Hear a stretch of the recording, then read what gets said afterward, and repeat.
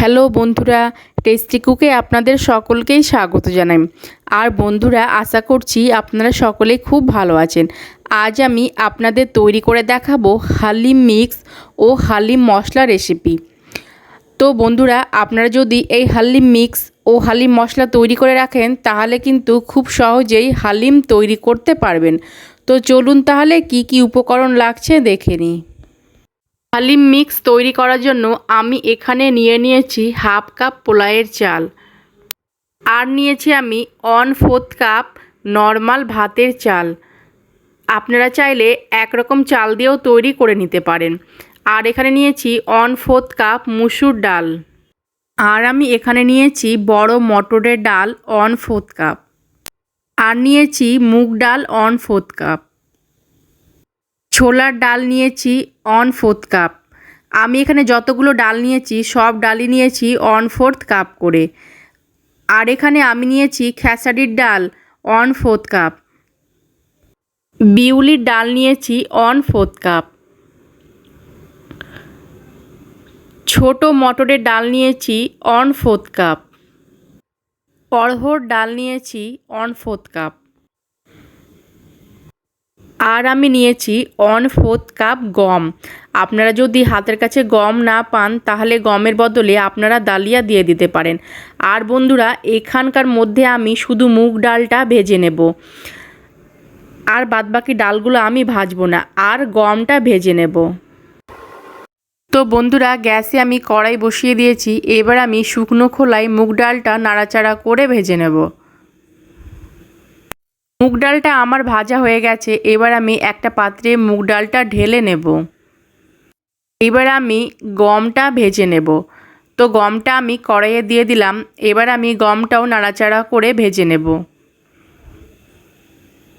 আর বন্ধুরা, দেখতে পাচ্ছেন আমার গমটাও কিন্তু ভাজা হয়ে যাচ্ছে। তো গমটাও আমার ভাজা হয়ে গেছে। এবার আমি গমটাও একটা পাত্রে ঢেলে নেব। তো বন্ধুরা, গমটাও আমি ভেজে নিয়েছি।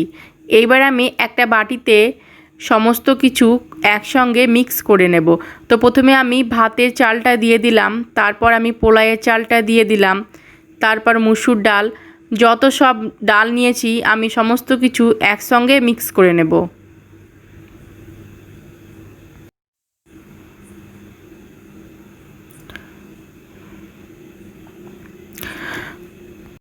তো এবার আমি সমস্ত কিছু হাত দিয়ে খুব ভালো করে মিক্স করে নিলাম।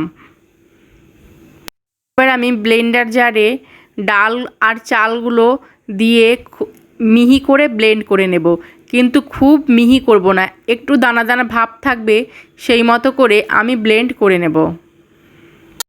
তো বন্ধুরা, আমি ডালটা ব্লেন্ড করে নিয়েছি। আর এই রকম একটু মোটা মোটা দানা রয়েছে, এই যে এরকম একটু মোটা মোটা দানা রয়েছে, একদম খুব মিহি করে গুঁড়ো করিনি। তো এইভাবে আমি সব ডালগুলো গুঁড়ো করে নেব। সব ডালগুলো গুঁড়ো করে নিয়েছি। আর আমার হালিম মিক্সটা তৈরি হয়ে গেছে। এবার আমি হালিম মশলাটা তৈরি করে নেব। তো হালিম মশলা তৈরি করার জন্য আমি এখানে 1 টেবিল চামচ নিয়ে নিলাম গোটা ধনে।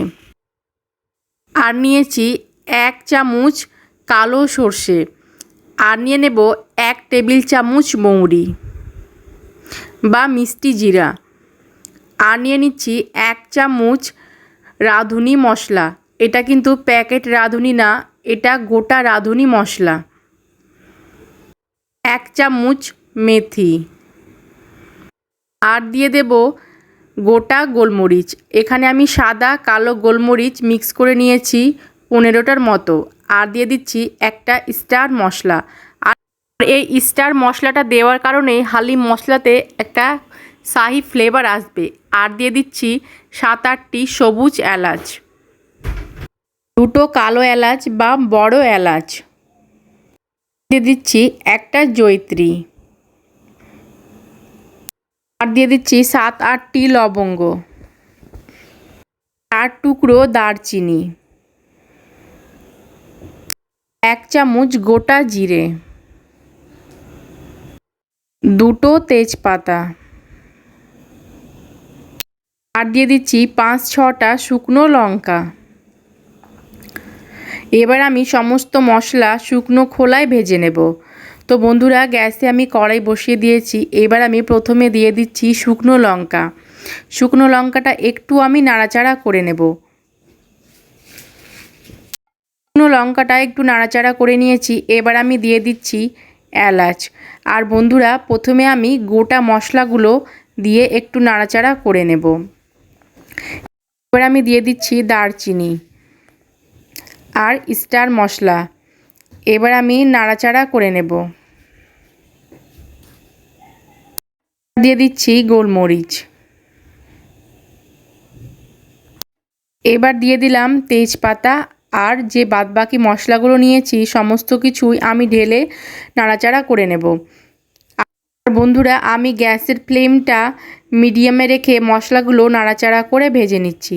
আর মশলাগুলোকে খুব বেশি ভাজবেন না, তাতে করে মশলাগুলো পুড়ে মশলাটা তেতো হয়ে যাবে আর মশলার স্বাদটাও আর গন্ধটাও নষ্ট হয়ে যাবে।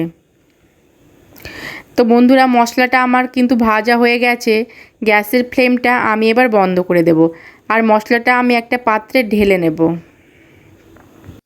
বন্ধুরা, মশলাটা আমি একটা পাত্রে ঢেলে নিয়েছি। আর মশলাটা এবার আমি খুব ভালো করে ঠান্ডা করে নেব। তো বন্ধুরা, মশলাটা আমার ঠান্ডা হয়ে গেছে। এবার আমি একটা ব্লেন্ডার জারে মশলাটা গুঁড়ো করে নেব।